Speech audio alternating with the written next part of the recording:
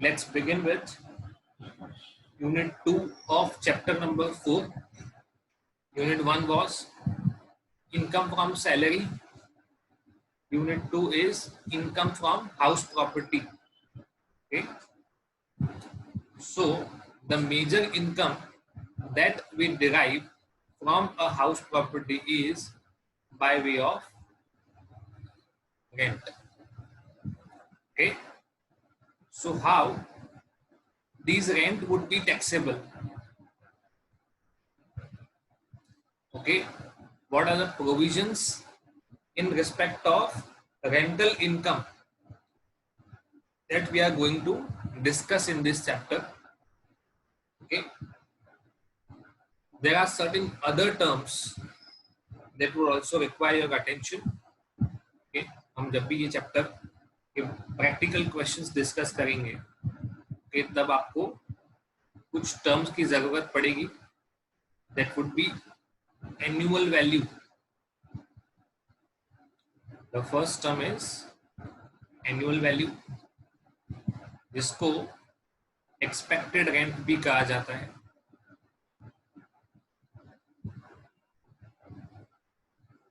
Okay.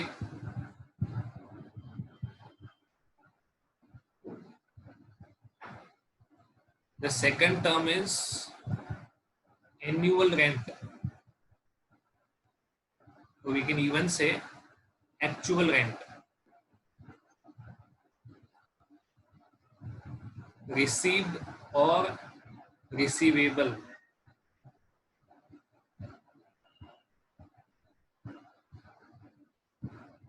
Third thing, interest on borrowed capital.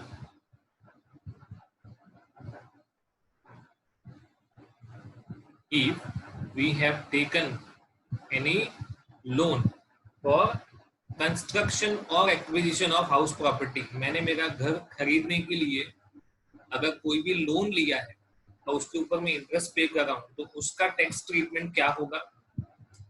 Okay. What would be the treatment of municipal taxes paid? हम हमारे घर का हर साल annual taxes पे करते हैं, अभी उसका सीजन है. ओके. Then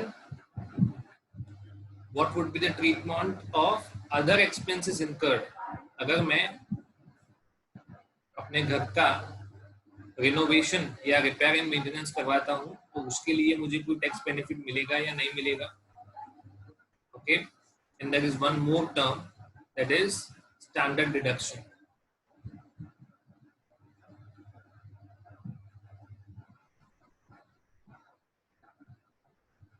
ये सारी चीजें हम इस चैप्टर में डिस्कस करने वाले हैं. Okay. In the chapter 4 unit 2 income from house property. Okay. Major income that we derive is by way of rent. उसका टैक्स ट्रीटमेंट कैसा होगा, उसको सीखने के लिए मुझे इन टर्म्स की जरूरत पड़ेगी. I need to understand all these terms. Okay. उसके साथ साथ कौन सी कंडीशंस मुझे सेटिस्फाई करनी पड़ेंगी? Okay. Which conditions must be satisfied to consider a particular income as income from house property? Okay. वो सीखना पड़ेगा. तो there are certain conditions that the asset must be owned. कैसा होना चाहिए? Asset must be owned. It may include a land or building. Okay. और उसके साथ मतलब जैसे मान लो कि एक बड़ा सा घर है और उसके साथ कुछ ओपन स्पेस अटैच्ड है. Okay, so that would also form part of the house property. Can be used for any purpose. Can be used for any purpose other than business.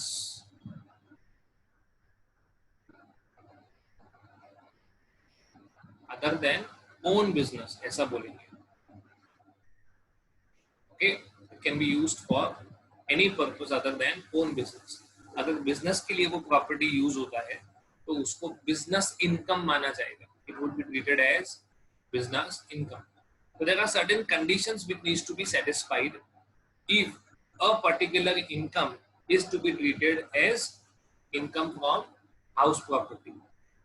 Okay. Along with that, there are certain exceptions that in certain circumstances income derived would not be taxable or would not be taxable as income from house property. Either it is not taxable altogether or it is not taxable as income from house property. मतलब वो कोई और head में chargeable होगा, इस head में chargeable नहीं है. All these things we are going to learn. Apart from that, if we have given a property, house property, along with certain other amenities,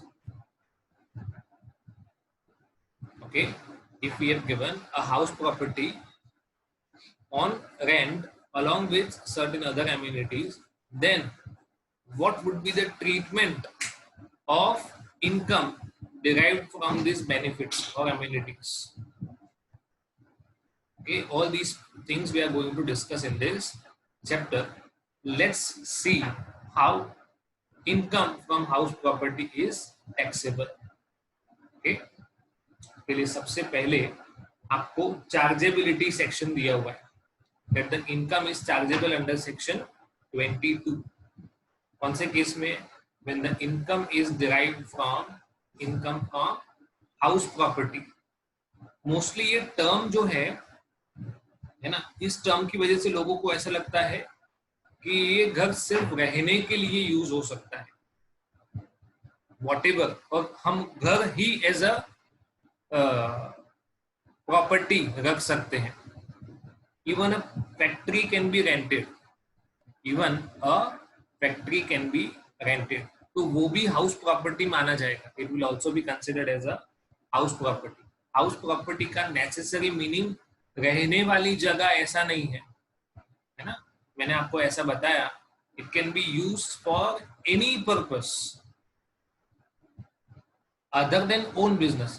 खुद के बिजनेस के लिए नहीं, बट अगर मेरे पास कोई एक शॉप है, ओके, और वो मैं किसी को रेंट पे दे रहा हूँ, तो वो तो बिजनेस करेगा ही, बट ऑब्वियस है वहां पे मेरे खुद के बिजनेस के लिए यूज नहीं होना चाहिए. कोई और उसमें बिजनेस नहीं कर सकता है या कोई और एक्टिविटी नहीं कर सकता है, ऐसा नहीं है. तो यहाँ पे हाउस प्रॉपर्टी का sole meaning residential house property ऐसा नहीं है. It can even be commercial house property. Okay, वो जानना बहुत जरूरी है. उसके साथ साथ ओके, कौन से केस में एक्सेप्शंस है, मैंने आपको बोला था. In which case the income would be treated as income from business और प्रोफेशन. ओके, अगर वो प्रॉपर्टी आप खुद के बिजनेस के लिए यूज करते, कैरिड ऑन बाय हिम, या तो असेसी का बिजनेस ही लेटिंग आउट का है. Say for example, there is a person, okay, उसके पास 10 हाउस प्रॉपर्टीज हैं और उसका प्राइम ऑब्जेक्टिव, बिजनेस का ऑब्जेक्टिव, इन प्रॉपर्टीज को रेंट पे देना है. ओके, से फॉर एग्जाम्पल मेरे पास 2 फ्लैट है. I have 2 flats. I am living in one of the flats and other flat I have given on rent. But मेरा जो बिजनेस है वो कोचिंग इंडस्ट्री से कनेक्टेड है या किसी और बिजनेस से कनेक्टेड है. मेरा प्राइम पर्पस घर को या किसी भी प्रॉपर्टी को रेंट पे देने का नहीं है. वो तो मेरे पास एक्स्ट्रा प्रॉपर्टी था तो मैंने रेंट पे दे दिया. My sole objective is not as a business. ऐसे ही कोई अदर इनकम जनरेट करने के लिए मैंने प्रॉपर्टी दे दिया रेंट पे, तो वो इनकम हाउस प्रॉपर्टी का होगा. बट जब मेरा ऑब्जेक्टिव प्रॉपर्टीज को रेंट पे देने का ही है, मेरा सोल बिजनेस ही यही है, तो ये जो इनकम होगा वो होगा business income. You have to be very careful. एक और इसमें एक्सेप्शन है कि पी ने प्रॉपर्टी दिया क्यू को, ओके, और क्यू ने वही प्रॉपर्टी आर को रेंट पे दे दिया। तो इसमें टेक्स्ट ट्रीटमेंट क्या हो, ये केस स्टडी पूछा जाता है, एमसीक्यू पूछा जाता है कई सारी बार। तो पी अगर क्यू को प्रॉपर्टी दे रहा है तो पी के लिए income from house property, but वही प्रॉपर्टी क्यू अगर आर को दे रहा है तो क्यू के लिए वो इनकम फ्रॉम अदर सोर्सेज है, लास्ट वाला हेड। इसका एक रीजन ये है, मैंने आपको बोला था प्रॉपर्टी को as an income from house property treat करने के लिए asset must be owned. Owned property नहीं है ये, तो क्यू के लिए रेंटेड प्रॉपर्टी है, ओके। तो क्यू के लिए वो कौन सा इनकम होगा, income from other sources, okay. So there are two exceptions as such. अगर मैं वो प्रॉपर्टी अपने खुद के बिजनेस, जहां पे मैं अपना खुद का बिजनेस कैरी ऑन करता हूं, then it would not be taxable income from house property. Second, my sole objective is of rent, okay। मेरा प्रॉपर्टीज का जो बिजनेस है, I am an estate agent, okay, मेरा डीलिंग ही उसी चीजों में है, then this rental income considered as business income, okay। चलो अब conditions. Property should consist of any building or land appurtenant thereto. Land appurtenant का मतलब होगा land attached या forming part of building। जैसे मैंने आपको बोला कि मेरा घर है और उसके आसपास थोड़ी जगह है, तो that land would be appurtenant to the building, वो बिल्डिंग के साथ कनेक्टेड लैंड है, ओके। और it is not only residential building, it can even include factory buildings, offices, shops, godown and other commercial premises, okay। other commercial premises भी इसमें include हो सकता है। land appurtenant का meaning land connected with the building like garden, garage etc। एक और exception है, देखो इसमें क्या बोला है, लैंड होगा तो चलेगा but land should be a part of building. मतलब मेन चीज क्या होना चाहिए, बिल्डिंग होना चाहिए, ओके। बट सिर्फ वैकेंट लैंड अगर आप एज अ रेंटल बेसिस पे दे रहे हो, then it would be treated as either income from other source or PGBP depending upon your nature of business. मेरे पास एक्स्ट्रा प्रॉपर्टी पड़ा हुआ था और मैंने उसको रेंट पे दे दिया, तो वो इनकम फ्रॉम अदर सोर्स है।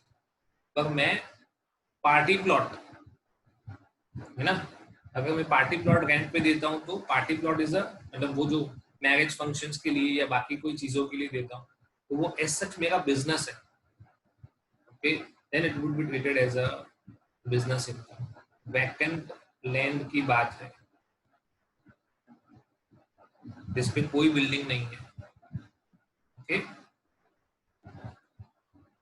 पार्टी प्लॉट में ज्यादातर तो आप प्लॉट के साथ कनेक्टेड होते हो। पॉसिबल है कि इस लैंड पे है ना छोटा सा उन लोगों ने एक कॉटेज जैसा बनाया हुआ है या 2-4 रूम बनाए हुए हैं, पॉसिबल हो सकता है, ओके। बट मेन तो क्या यूज होने वाला है, second condition, assessee must be the owner of the property, okay. वो हमने ऑलरेडी डिस्कस कर दिया है। और इसमें एक चीज ये लिखा हुआ है, the requirement of registration of sale deed is not warranted, का मतलब होगा not required.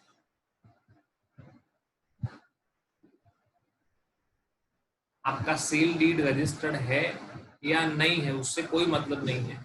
Property prima facie आपके नाम में होना चाहिए, उसका पोजेशन आपके पास होना चाहिए, ओके। आपने उसका पैसा दिया हुआ होना चाहिए। अगर ये मेन कंडीशंस सेटिस्फाइड है मतलब आप ओनर हो गए, okay. Ownership includes both freehold and leasehold rights. Number 4, it can even include deemed ownership, जिसको हम आगे देखने वाले हैं, ओके। बेसिकली कंडीशन क्या है, assessee must be the owner of property. किस चीज का ओनर होना चाहिए, बिल्डिंग का। नेसेसरी नहीं है कि वो जिस जगह पे वो बिल्डिंग बना है तो उस जगह का वो मालिक नहीं हो सकता। फ्लैट्स के केसेस में ऐसा होता है ना, फ्लैट्स के केसेस में लैंड आपका नहीं होता है, तो वो जो बिल्डिंग है, वो फ्लैट है, वो तो आपका ही है। नेक्स्ट, एक और केस हो सकता है, हाँ, जब आपने लैंड लीज पे लिया हो, तो you may not be the actual owner, but उस लीज्ड लैंड पे आपने बिल्डिंग बना दिया, तो आप बिल्डिंग के ओनर तो हो ही जाओगे। इसका ओनर होना जरूरी है। The assessee must be the owner of the house property during the previous year। मतलब प्रीवियस ईयर 1920 में मैंने अपना घर किसी को रहने के लिए दिया था। ओके, अब 2020-21 आया, मतलब प्रीवियस ईयर 1920 है, तो उसका असेसमेंट ईयर कौन सा होगा, 2021। इस ईयर में मेरा इनकम टैक्सेबल होगा। ओके, तब income is always taxable in the assessment year, but इस ईयर में मैंने अपना प्रॉपर्टी बेच दिया, अब ये प्रॉपर्टी मेरा नहीं है, तो भी आपको टैक्स तो पे करना ही पड़ेगा। ओनरशिप कौन से ईयर में होना चाहिए, प्रीवियस ईयर में। उसी चीज का ओनरशिप असेसमेंट ईयर में नहीं भी होगा तो भी चलेगा। ओके, अगर किसी प्रॉपर्टी को लेके ओनरशिप का डिस्प्यूट है ना, फॉर एग्जाम्पल मेरे और मेरे भाई में लड़ाई हो गई, ओके, ये प्रॉपर्टी मेरा है, वो बोलेगा मेरा है, और ये मैटर कोर्ट में डिस्कशन में चल रहा है, डिस्प्यूट है, तो मेरा या मेरे भाई का वो बात तो डिस्कस होगा तब की बात है, बट अभी वो रेंट पे है। It is as of now the property is on rent, और उसका रेंट मुझे मिल रहा है, I am getting the rent of the property, but वो टैक्सेबिलिटी किसके लिए होगा, मेरे लिए या मेरे भाई के लिए। अभी कोर्ट केस चल रहा है, ओके, तो वो किसकी इनकम में ऐड होगा, वो इनकम टैक्स डिपार्टमेंट डिसाइड करेगा, वो विल डिसाइड। कोर्ट का मैटर का डिस्कशन जब आएगा तब की बात तब, but as of now tax pay करने के लिए वो इनकम मेरी इनकम में ऐड होना चाहिए या मेरे भाई की इनकम में ऐड होना चाहिए, वो कौन डिसाइड करेगा, income tax department, unless and until the court order is received. कौन पैसा रिसीव कर रहा है उससे मतलब नहीं है। ओके, पॉसिबल है कि पैसा मैं रिसीव कर रहा हूँ तो वो टैक्सेबल मेरे भाई के इनकम में हो जाएगा, दिस पॉसिबल। ओके, क्योंकि ये इनकम टैक्स डिपार्टमेंट का जजमेंट है। In the case of disputed property, the income tax department will decide in whose income it should be added. Okay. However, in case of recovery of unrealized rent and arrears of rent, ownership of that property is not relevant. ये भी हम discuss करेंगे point 2.9। Unrealized rent का मतलब जब भी आपने property दिया था, ओके, तो जो टेनेंट है वो आपको एट दैट टाइम रेंट नहीं दे पाया था, ओके, 2 महीने का, 3 महीने का, 4 महीने का, ऐसा कुछ रेंट वो नहीं दे पाया था और वो घर खाली करके चला गया। कुछ टाइम के बाद उसका इनकम लेवल थोड़ा अच्छा हो गया तो उसी चीज को उसने वापस आपको पे कर दिया। पहले वो अनरियलाइज था, अभी रियलाइज्ड हो गया, उसको बोलेंगे रिकवरी ऑफ रेंट। तो उस केस में टैक्स ट्रीटमेंट क्या होगा वो भी आगे डिस्कस किया। तीसरा कंडीशन, प्रॉपर्टी का यूज सिंपल है, असेसी के खुद के बिजनेस के अलावा वो कोई भी बिजनेस के लिए यूज होगा तो चलेगा। It should not be used for any it should not be used by the owner for the purpose of business or profession। अगर income earn by an SAC engaged in the business of lending out, मैंने बोला था estate agent के बारे में, जिसके खुद के पास प्रॉपर्टीज बहुत सारी हैं और वो उसका काम ही है, तो उसके लिए वो बिजनेस इनकम होगा। The last is property held as stock in trade. इसको समझते हैं। For example, I am a real estate developer.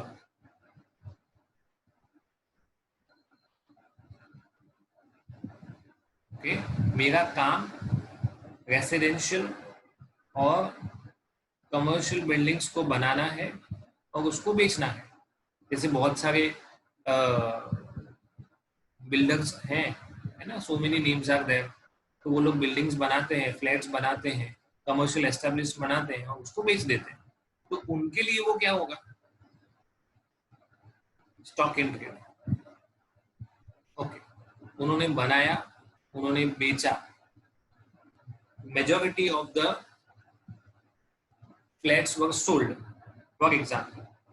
Okay, तो उन लोगों ने कंस्ट्रक्शन चालू रखा और किसी एक पर्टिकुलर ईयर में, से फॉर एग्जाम्पल 2017-18 के ईयर में गवर्नमेंट ने उनको कंप्लीशन सर्टिफिकेट दे दिया कि अब आपका घर बन के रेडी हो गया, मतलब आपका जो बिल्डिंग है, आपने जो फ्लैट्स बनाए हैं वो बन के रेडी हो गए।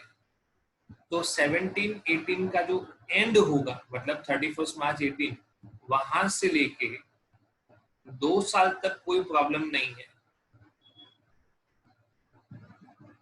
बट अगर तब तक भी आपका प्रॉपर्टी नहीं बिका, if the property still remains with the real estate developer and it is not sold, okay, कोई भी रीजन की वजह से सेल नहीं होगा, तो 2020-21 से वो जो एम्प्टी फ्लैट है, खाली जगह, ओके, उसका भी आपको टैक्स पे करना पड़ेगा, ये अज्यूम करके कि आपको उसमें से रेंटल इनकम मिलता है।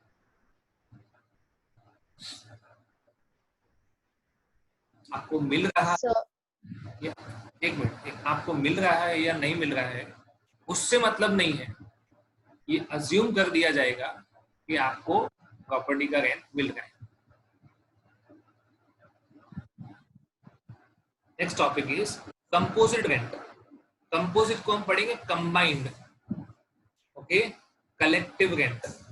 तो कलेक्टिव रेंट मतलब किस चीज का कलेक्टिव रेंट है कि आपने बिल्डिंग तो दिया और बिल्डिंग के साथ साथ कुछ और एमिनिटीज दी, फर्नीचर, प्लांट, मशीनरी। ऐसा होता है ना कि आपने किसी को अगर फैक्ट्री रेंट पे दिया है तो फैक्ट्री में उसको बोला एज इज वेयर इज, क्या बोलते हैं टर्म बोलो, as is and where is, जो जहां पे कंडीशन में पड़ा है उसी कंडीशन में हम उसको रेंट पे देना चाहते हैं। मतलब मैं यहाँ से कुछ लेके नहीं जाऊंगा, जो भी जैसा पड़ा हुआ है वो सब मैं रेंट पे देना चाहता हूँ। फैक्ट्री के अंदर प्रॉपर्टी, प्लांट, मशीनरी, जो कुछ भी है, कंप्यूटर्स, है ना, that I want to give it as rent. तो मुझे दो चीज का रेंट मिल रहा है, एक बिल्डिंग का और दूसरा उस बिल्डिंग पे मैंने जो अमेनिटीज दी है उसका भी। आई am getting a combined rent of two things, उसको बोलेंगे कंपोजिट रेंट। तो उसका टैक्स ट्रीटमेंट क्या है वो हम यहाँ पे सीखने वाले हैं। ओके, ये अगर न्यूज़पेपर पढ़ोगे तो कई सारी जगह पे ऐसा वर्ड यूज होता है, ये टर्म यूज होता है, एज इज वेयर इज, है ना। हम लोग कई सारे घर भी ऐसे देखते हैं ना, फुल्ली फर्निश्ड, सेमी फर्निश्ड, मतलब वो फर्नीचर के साथ घर देते हैं। पॉसिबल है कि वो लोग उसके लिए दो सेपरेट नेगोशिएशन करें, या तो नेगोशिएशन करते वक्त ऐसा बोले कि देखो नॉर्मल घर लेने जाओगे तो 8,000 रुपए का महीने का भाड़ा है, बट हम उसके साथ अगर आपको एमिनिटीज भी दे रहे हैं, बहुत सारी फैसिलिटीज भी दे रहे हैं, फर्नीचर भी दे रहे हैं, तो आपको 10,000 तो पे करना पड़ेगा। तो मतलब मुझे पता है कि मैं 8,000 रुपये खाली घर का दे रहा हूँ और 2,000 रुपये उसमें जो फैसिलिटीज है उसका दे रहा हूँ। ओके, या तो ये हुआ टेंजिबल चीजें, पॉसिबल है। इसके अलावा, है ना, for different services provided in the building, for example lift, security, power backup, है ना। अब सारी बिल्डिंग्स में नॉर्मली ऐसा होता है कि उसको डबल पावर बैकअप दिया जाता है। The amount so received is known as composite rent, rent of building plus rent of other facilities ना। अभी तो काफी सारी फैसिलिटीज के साथ घर दिया जाता है, जिम, क्लब हाउस, है ना, so many different different facilities. Okay, tax treatment of composite rent, उसका टैक्स ट्रीटमेंट क्या होता है? ओके, पहले कोशिश करेंगे स्प्लिट अप करने का। क्या करेंगे? स्प्लिट। कि जो घर का भाड़ा है वो हाउस प्रॉपर्टी में, और जो फैसिलिटीज की वजह से हम ज्यादा पे कर रहे हैं वो इनकम फ्रॉम अदर सोर्सेज में जाएगा या पीजीबीपी में जाएगा, डिपेंड करता है। मोस्टली वो आईओएस होता है, income from other source. If it can be split, okay, पहले क्या करेंगे? कोशिश करेंगे कि हम लोग इसको स्प्लिट करें। कई सारी बार लमसम नेगोशिएशन होते हैं कि फर्नीचर का इतना, बिल्डिंग का ऐसा ऐसा डिसाइड नहीं किया जाता, लमसम 9,000 रुपए का, तो उसमें स्प्लिट करना पॉसिबल नहीं है। then entire income would be treated as income from house property, but to the extent possible हम कोशिश करेंगे। चलो, manner of splitting up, if building and other assets are not separable, okay, they are not separable, then the rent is taxable either as business income or as income from other source, as the case may be. Yeah? Where composite rent is received from letting out of building and other assets like furniture, and the two lettings are not separable. Okay, that is, the other party does not accept letting out of building without other assets. जो tenant है वो ऐसा बोलता है देना है तो साथ में दो, अलग अलग भाड़े की बात मत करो। Okay, if you want to give it together, then it would be treated either as business income or income from other sources, जो भी nature of business है उसके ऊपर dependent है। Okay, if let out of building and other assets are separable, तो जो building वाला होगा वो income from house property, और other assets है वो या तो पीजीबीपी या तो आईओएस। ये ऑलरेडी हम डिस्कस कर चुके हैं। स्प्लिट हो सकता है तो ये वाला, नहीं हो सकता है तो ये वाला। okay? Income from house property situated outside India. In a case of resident in India, कौन सा केस? R N O R, sorry, R and O R, resident and ordinarily resident. Income from property situated outside India is taxable, whether such income is brought to India or not, है ना, received in India or not. In case a non-resident or resident but not ordinarily resident in India, it would be taxable only if it is received. ये तो हम already देख चुके हैं first chapter में। ये होगा तो वर्ल्ड में कहीं पे भी इनकम जनरेट करेगा टैक्सेबल। नॉन रेसिडेंट या resident but not ordinarily resident होगा तो only if it is received in India, क्योंकि प्रॉपर्टी तो कहाँ पे है? इंडिया के बाहर, तो अक्रूड तो इंडिया के बाहर ही हो गए। It is arising outside India, एक ऑप्शन तो गया, एक ही ऑप्शन बचा, रिसीव्ड इन इंडिया होगा तो ही वो टैक्सेबल। अगर रिसीव्ड भी आउटसाइड इंडिया हुआ, नॉट टैक्सेबल।